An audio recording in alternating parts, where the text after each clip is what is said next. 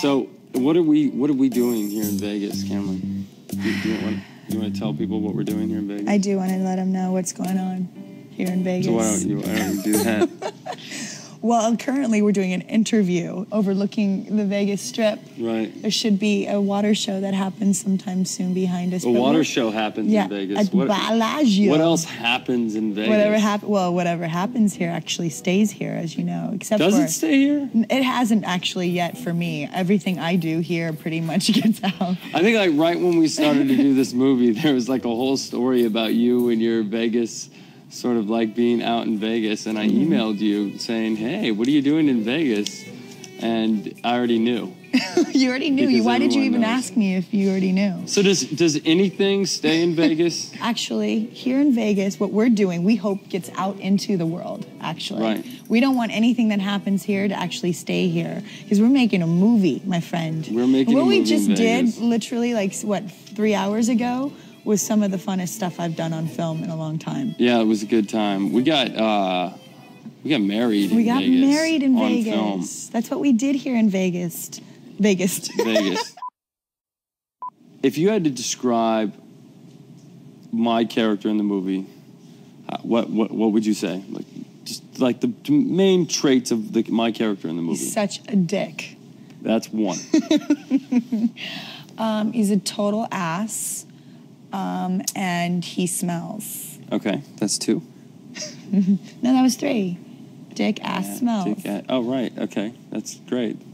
Do you think that's I think accurate? that's a fair character breakdown. All right, so you've got a friend. Yes. And you're dating some guy, let's say hypothetically, and your friend's like, don't like him. Is it over? No, you have to take those. You have to learn your own lessons in life, don't you? Okay, so now you introduce. If my friend depends on which one of my friends says says it. Give them another chance. They're a good person. This is a good person. Whatever. And they're like, no, it's not happening. No bueno. Do you cut it off? No. Okay, so because guys have this rule called bros before hoes, where if the bros say no, then you got to. Right. But they've got about a month to do it, because eventually they're all going to say no. Right. But like within the first month, if the bros are like then you gotta close down. You gotta close shop. Girls don't have that, like chicks before. I mean, we dicks. all have to chime in, absolutely. Right. Chicks before dicks, absolutely. I just made that up. It rhymed. Do you ever do like sign language, like? We do that. Oh, you do? Okay, so there's the cutoff point. There's the. Okay, so you get that signal right off the bat, but you're not so mad at the guy. Well, what do? Do you kill it? Do you cut it off? That usually happens if it's not the guy. That's usually the guy you bump into at the bar. That's the bump in. That's the bump in. You call him the bump in. The bump in. Okay. The guy that you bump into the bar and you're thinking about giving your phone number to. Okay. Or you're thinking about like kind of like chatting up a little bit. I call that one the looker. The looker. I call it the looker. Right. Yeah, the look from across the way where you're like, right, and then we're looking at each other. That's called the looker. I like it. And then your friends, you call it the bump in. What does your friend say when, like, what's the call on that? Oh, guys, it's like open game. Like it does, guys don't judge the first night. They're hit it. The first night's like closed. They're like, do it. Seal the deal. Doesn't matter if she's psycho. ABC. Always be closing. Always be closing. Always be closing.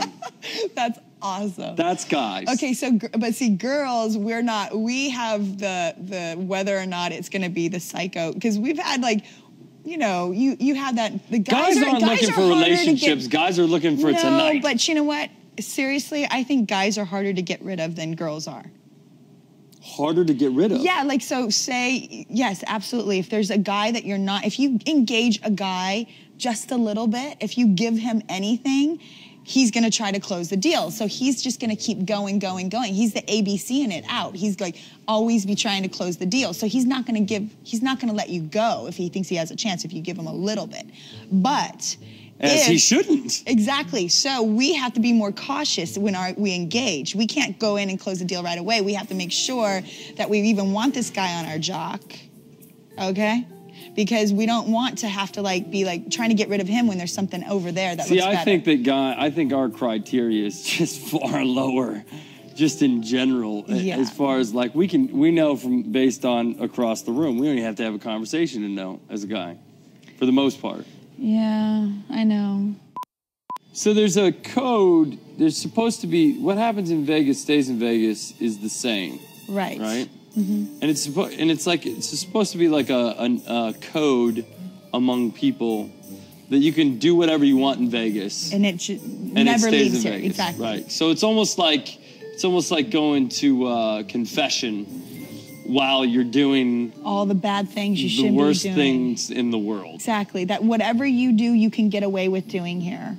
Right. Debauchery is safe here. Right. So basically, it's like